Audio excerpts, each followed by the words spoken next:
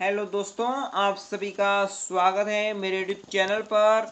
मेरे YouTube channel को subscribe करें, वीडियो को लाइक करें, दोस्तों के साथ शेयर कर लें। चलिए दोस्तों, आज हमारा टॉपिक है संसदीय कार्यवाही के साधन।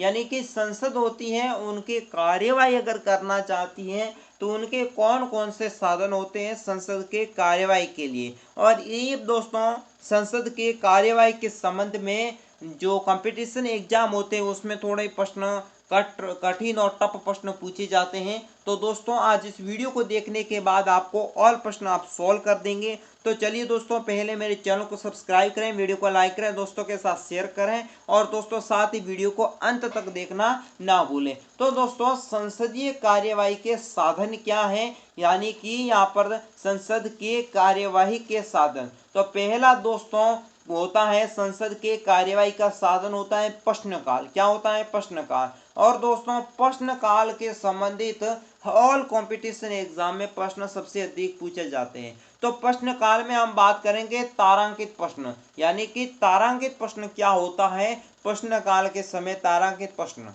ये एक दोस्तों मौखिक प्रश्न होते हैं। क्या होते हैं मित्रों? मौखिक प्रश्न।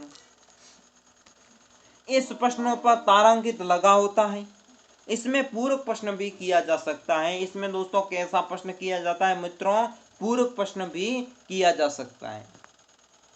लोकसभा में दोस्तों एक दिन में 20 तारांकित प्रश्न हो सकते हैं।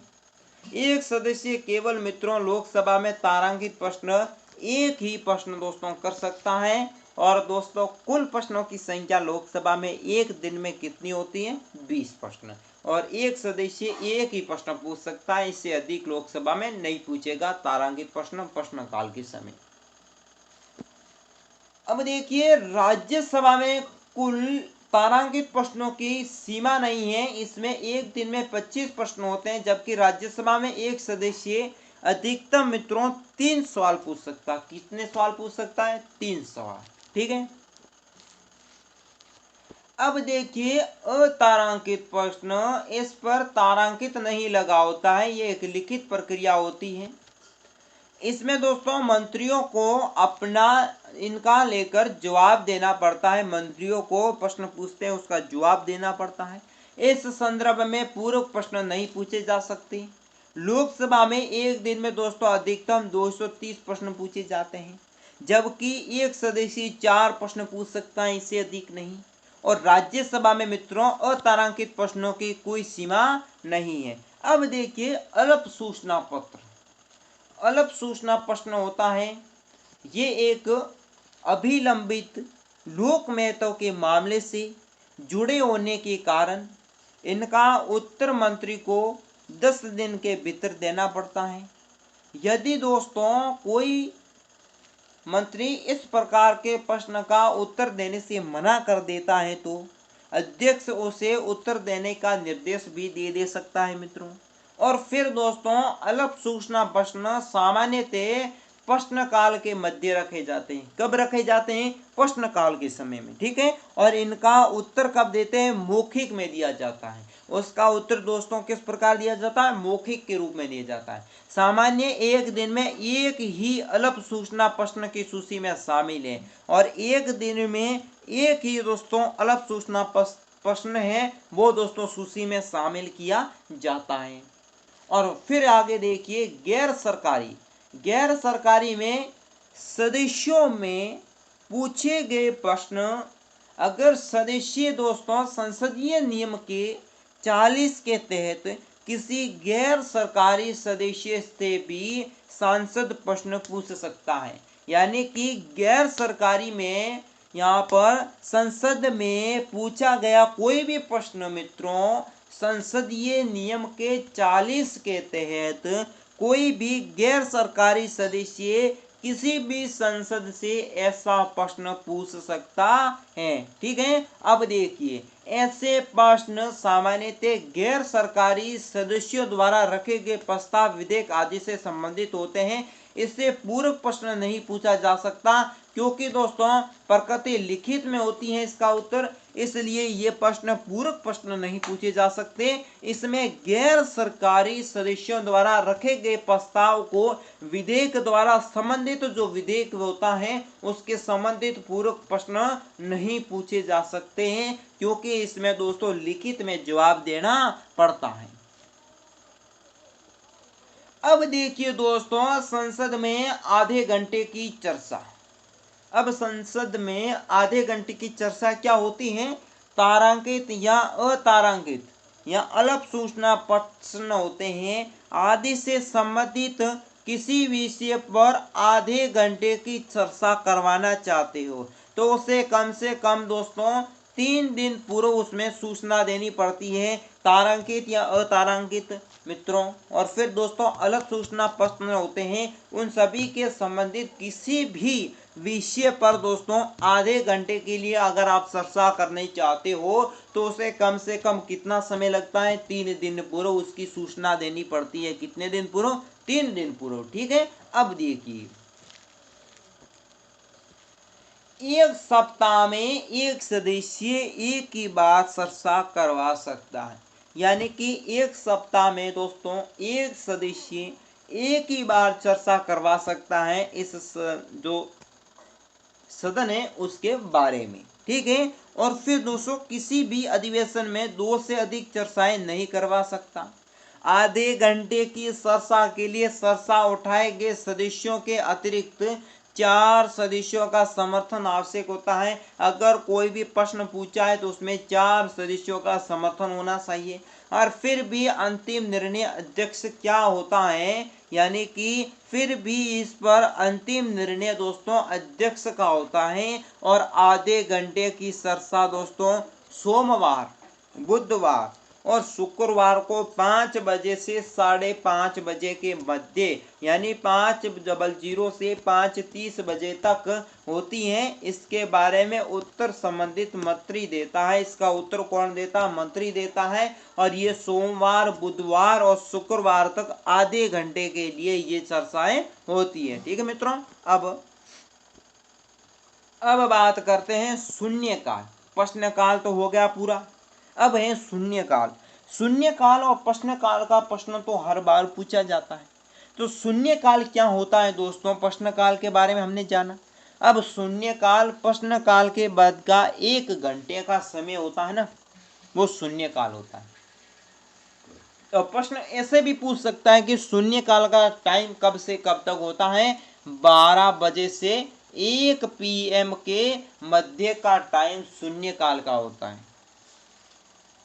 पहले दोस्तों इसकी अवधि लंबी थी, पर रवि राय ने 9वीं लोकसभा के दौरान इसे 1 घंटा सुनिश्चित किया है शून्यकाल का टाइम।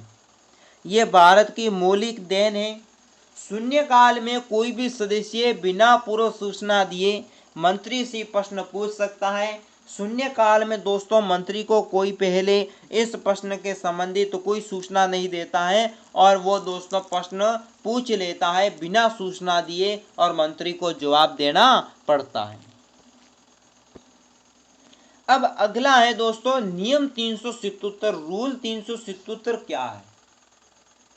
अभी संसदीय प्रणाली को भारत की देन है। यह भी ध्यानाकर्षण सूचनाओं की तहत एक सामान्य प्रक्रिया है दोस्तों। इसमें मंत्री एक टिप्पणी देता है और इसमें मतदान या दोस्तों विशेषता तो जो चर्चाएं नहीं हो सकती।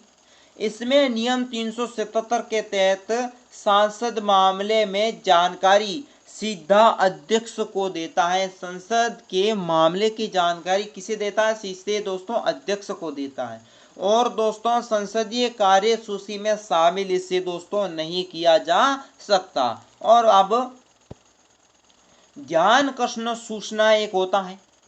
ये दोस्तों मित्रों ध्यानाकर्षण सूचनाएं संसदीय प्रणाली को भारत की देन मानी जाती है। ये भारत ने इस दोस्तों सूचना को बनाया है। इसकी शुरुआत 1954 में की गई थी। ये एक मित्रों सामने प्रक्रिया के एक स्थगन प्रस्ताव के तहत इसमें विशेष प्रक्रिया नहीं अपनाई गई है। अब दोस्तों इसकी निम्न विशेषता है। इसकी अब विशेषताएं क्या है? 197 के तहत सदन का कोई भी सदस्य अध्यक्ष या सभापति का पूर्व दोस्तों अनुमति पर फिल्म बनी है तो लोक महत्व के मामले में इस सूचनाओं के तहत मंत्री की टिप्पणी का वक्तव्य भी मांग सकता है। जो फिल्म बनी है इस पर दोस्तों मंत्री दोस्तों टिप्पणी या वक्तव्य भी मांग सकता है 197 के अनुसार। ठीक है, ये एक नियम है। अब देखिए मित्रों, किसी भी सदस्य एक दिन में 2 या अधिक सूचनाएं नहीं दे सकता। और दोस्तों ध्यानाकर्षण सूचनाएं के बारे में अगर जानकारी सदस्यों को प्रातः 10 बजे तक महासचिव को देनी पड़ती है, इसकी सूचनाएं 10 बजे तक किसको देनी पड़ती है? महासचिव को। अब देखिए दोस्तों, एक ही विषय पर एक से अधिक सदस्यों द्वारा एक सूचना लाई जा सकती है, परंतु एक दिन का कार्यसूची में अधिक से अधिक 5 ऐसी सूचनाएं शामिल हो जाती हैं। कितनी सूचनाएं शामिल हो जाती है मित्रों? 5। और ये दोस्तों कार्यसूची कितने दिन के लिए होती है? एक दिन के लिए। ठीक है, अब देखिए मंत्री की ऐसी सूचना पर टिप्पणी पर वाद विवाद या ना ही मतदाता परंतु एक पूरक प्रश्न पूछा जा सकता है। इस पर दोस्तों टिप्पणी पर न तो दोस्तों वाद विवाद है, न ही इस पर कोई मतदान हो सकता है और न ही कोई इस संबंधित पूरक प्रश्न कोई मंत्री पूछ सकता है। अब बात करते हैं अल्पकालीन चर्चाएं। अब दोस्तों संसद में अल्पकालीन चर्चाएं, इसमें ये एक संसदीय प्रणाली को भारत की देन है। इसकी शुरुआत 1953 में की गई थी।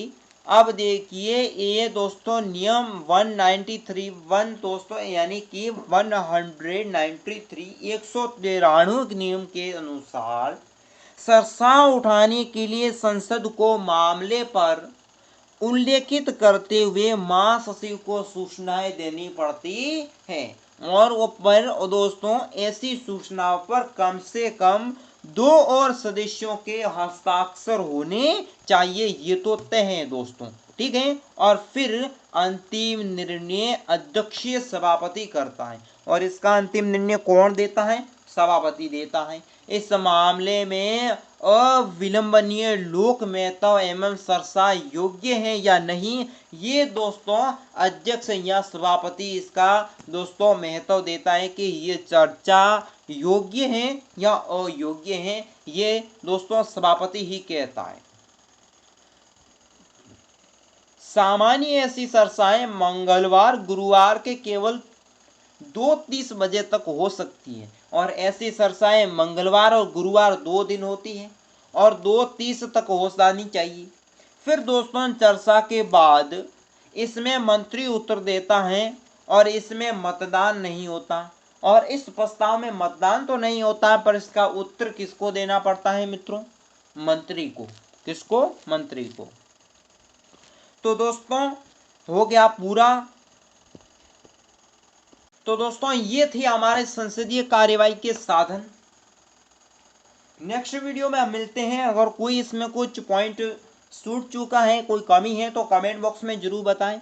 वीडियो को लाइक ना करें, लाइक करें और साथ ही दोस्तों वीडियो को शेयर कर लें, चैनल को सब्सक्राइब करें। आज की वीडियो में बस इतना ही। मुझे दीजिए इजाजत। नमस्कार।